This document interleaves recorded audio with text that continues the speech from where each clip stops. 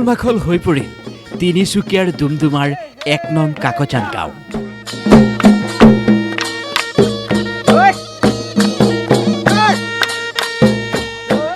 সমূহীয়াভাৱে ৰাইজে উদযাপন কৰিছে বিহু।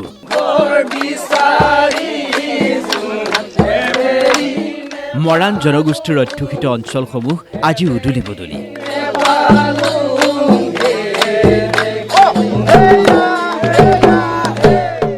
নিজস্ব স্বকীয় পৰম্পৰাৰে মৰাণ লোকসকলে অতীজৰে পৰা পালন কৰি আহিছে বিহু।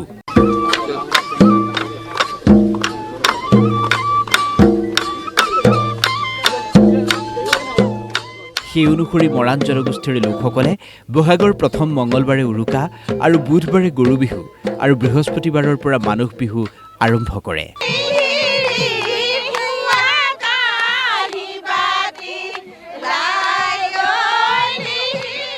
গৰু বিহুৰ দিনা এনেকুৱাই পৰিৱেশ দেখা গ'ল ১ নং কাকজান গাঁৱত।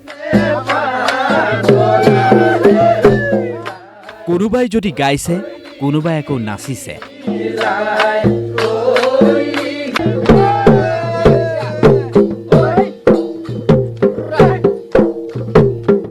কোনোবাই গৰু গা ধুওৱাৰ সমান্তৰালকৈ গাঁৱৰ হাতীকেইটাকো এনেদৰেই ধুৱাইছে।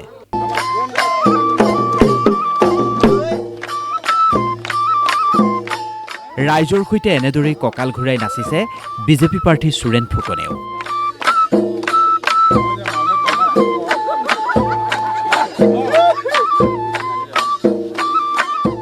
পৰম্পৰাগত খেল ধেমালিও অনুষ্ঠিত হয় ১ নং কাকজান গাঁৱতেই।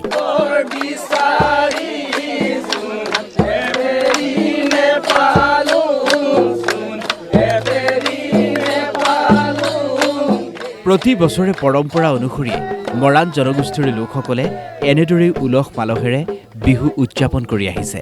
তাৰ ব্যতিক্ৰম নহ'ল এইবাৰো।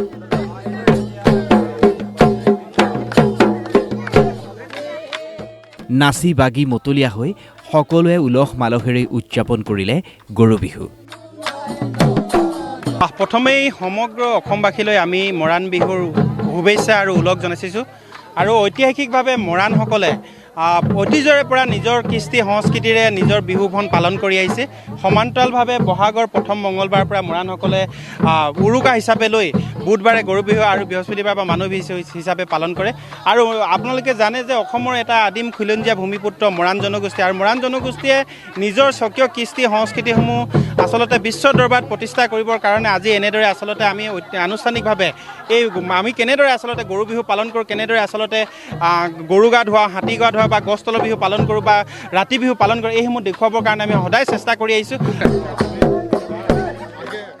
কাইলৈ মানুহ বিহু উদযাপন কৰিব মৰাণ জনগোষ্ঠীৰ লোকসকলে।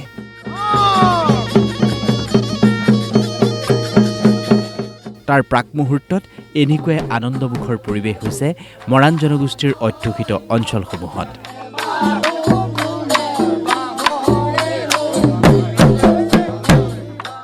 তিনিচুকীয়াৰ পৰা বিকাশ বৰুৱা, DY 365।